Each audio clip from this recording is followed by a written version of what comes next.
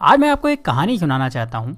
ऐसी कहानी जिसको सुनने के बाद आप भगवान से गरीब होने की शिकायत बंद कर देंगे और आप उस रास्ते पर आगे बढ़ जाएंगे जो आपको अमीरी की तरफ लेकर जाएगा। कहानी कुछ ऐसी है कि एक गरीब आदमी था और वो हमेशा ही भगवान से अपनी गरीबी की शिकायत करता रहता था। उसे शिकायत ये थी कि उसके झोपड़े से कुछ दूर रहने वाला आदमी इतना अमीर है और वो गरीब। उस अमीर आदमी को सब कुछ आसानी से मिल जाता है और गरीब को हमेशा ही मेहनत करना होती है, तब भी कई बार उसे भूखा रहना होता है। रोज रोज की शिकायत सुनकर भगवान ने सोचा चलो आज इसको जवाब दे ही देता हूँ। तो ऐसे में भगवान ने क्या करा कि जो अमीर आदमी था उसको इस गरीब आदमी के बराबर गरीब बना दिया और दोनों को ही मछली पकड़ने वाली एक छड़ी दे दी।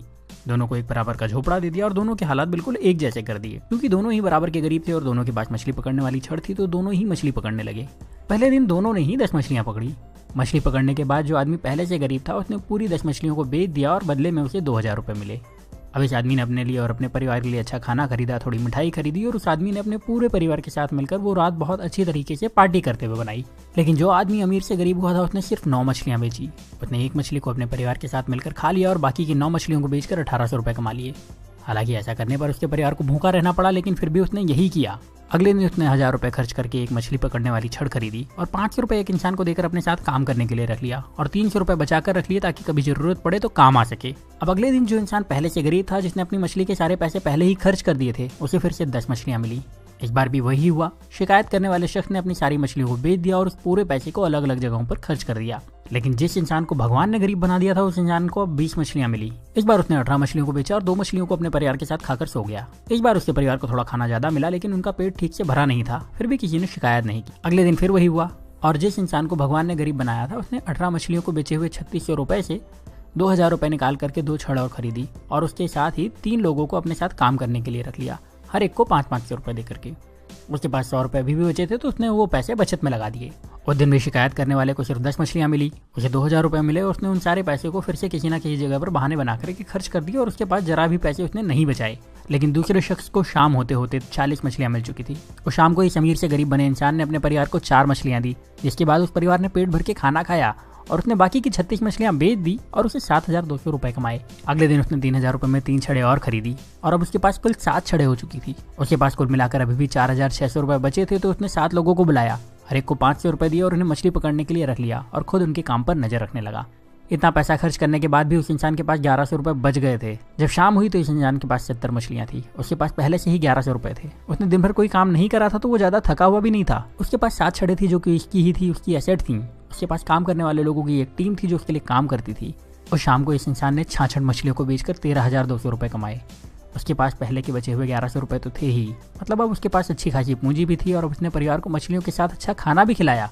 अगले दिन उसने फिर से कुछ छड़े खरीदी, इस बार ज्यादा लोगों को काम पर रखा और पहले से ज्यादा पैसे कमाए। रात को परिवार के साथ मछलियां खाई और थोड़ा अच्छा खाना भी खाया। वो आदमी यही काम हर रोज करता रहा और थोड़े दिन में पहले से ज्यादा अमीर हो चुका था।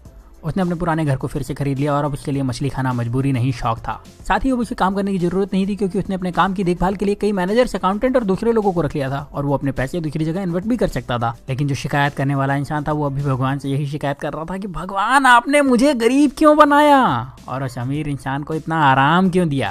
अब आप समझदार हैं, आप ये समझ चुके होंगे कि भगवान किसी का फेवर नहीं करते। वो सभी को एक जैसे ही देखते हैं, सभी को एक जैसे मौके देते हैं, सभी को एक जैसे संसाधन देते हैं, सभी को सफल और धनवान होने का अधिकार देते हैं। पर आपको ये भी समझना होगा कि दुनिया में कुछ भी फ्री नहीं मिलता। इस कहानी में भी आपने देखा कि उस इंसान ने गरीबी से वापस अमीर होने के लिए पहले कुछ समय तक आधा पेट खाना खाया, उसके बाद भरपेट खाना खाया, फिर भी बचत के साथ पैसे खर्च करे और अपने पैसे को सही तरह से इन्वेस्ट भी करता रहा।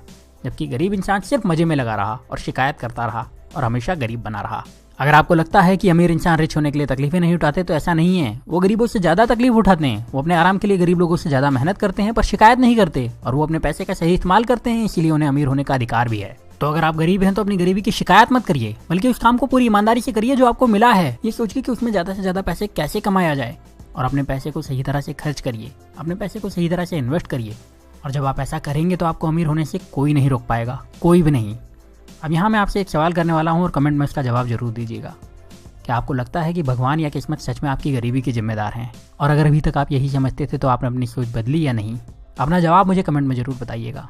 अगर आपने अपनी सोच बदल ली है और आपको लगता है कि ये वीडियो ज़्यादा से ज़्यादा लोगों के पास जाना चाहिए, तो इस वीडियो को दूसरों को शेयर करिए। इतना ज़्यादा शेयर करिए कि लोग अपनी जिम्मेदारी खुद लेना शुरू कर दें और फिर कोई भी रुकावट उन लोगों को अमीर होने से ना रोक पाए।